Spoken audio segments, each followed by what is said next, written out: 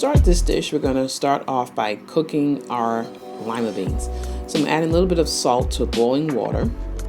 And then we're going to just add in some frozen lima beans. These are baby lima beans. If you only can get your hands on regular size ones, that's fine. So you're just going to let these cook, for about 10 to 15 minutes. I'm going to give these a quick stir. And then we'll proceed with the rest of the recipe.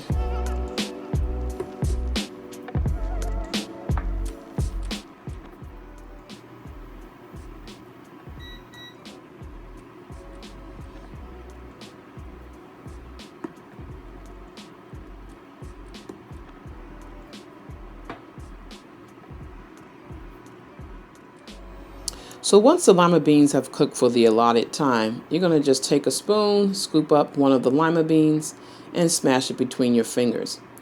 And as you can see, this is nice and creamy, so they are definitely done. And then all you're going to do is drain them off and set aside until we proceed with the rest of the recipe.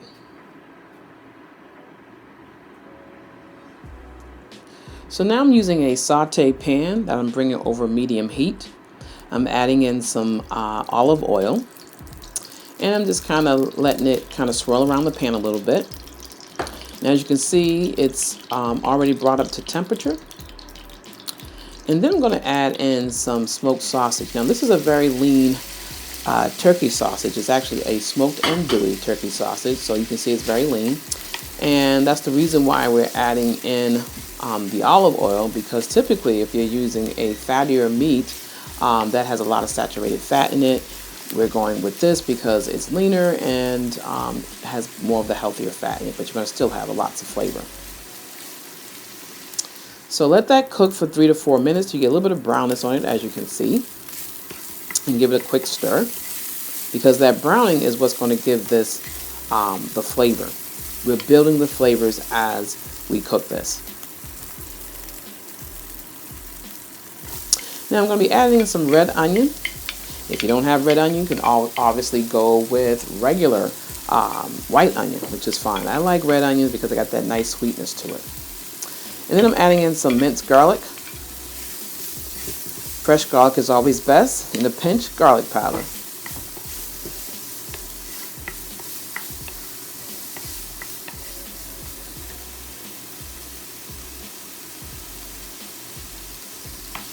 And just keep giving it a quick stir. I'm adding a little bit more oil to it. Spices sometimes can kind of soak up oil pretty good, so just a little bit extra to loosen things up. And then I'm adding my seasoning. So I've got some Old Bay seasoning, some crushed black pepper, and then I'm also going to add in some chipotle powder, which is going to give it some of that smoke. If you didn't have chipotle powder, you could definitely use something like a Spanish smoked paprika, which really gives it good flavor. So I like that smokiness that comes with these type of flavors. So give this a quick stir again, and we'll keep it going.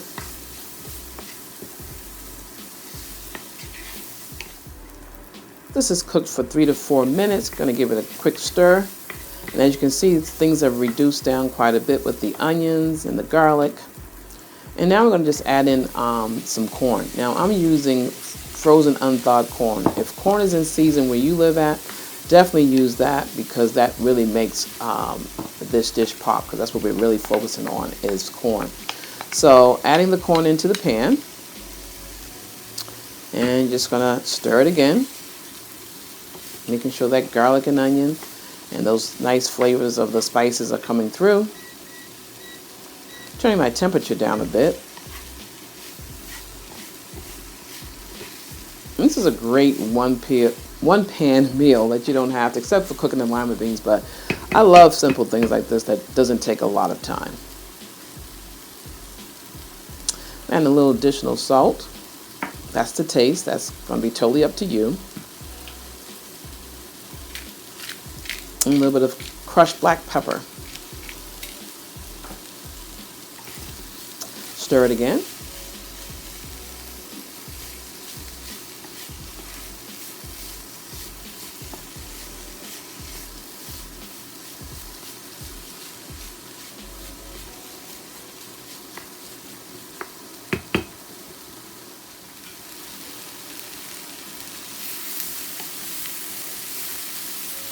So once the corn has cooked for about another 3 to 4 minutes, you can see that it's got some brownness that's come into play here. That's what's going to make this corn, or succotash, I should say, make it sweet. That's all the natural sugars are coming out of the corn as this is cooking. So stirring, stirring, stirring, and scraping the brown bits from the bottom of the pan.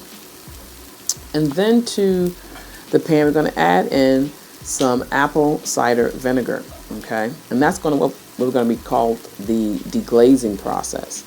That is going to lift off all those brown bits, and it's going to go right back into this dish. So we're not, wasting any flavor here. So that's going to scrape up all those brown bits at the bottom of the pan and going right back into this dish. And then I'm going to add those cooked lima beans that we did earlier, and that's being added back to the pan. I'm also adding in some chopped red bell pepper for additional sweetness. So we got some nice color going in here. And you're just going to keep stirring.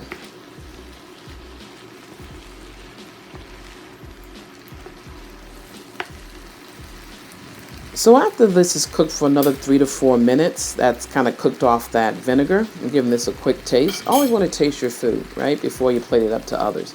So I tasted it. I think it needs a little bit more additional salt. That's, like I said, that's going to be to taste. And you can just kind of put that in there. And as you can see, most of that vinegar has evaporated. So you want to make sure that's cooked off. And I'm just giving this a quick stir to finish.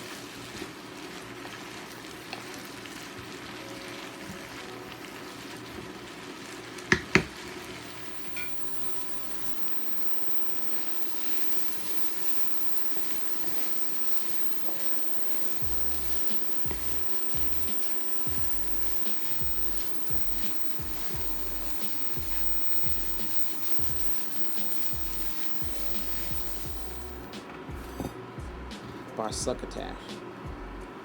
And I'm just going to plate this up really good. And you can just kind of serve this family style. That's how, rustic this dish is.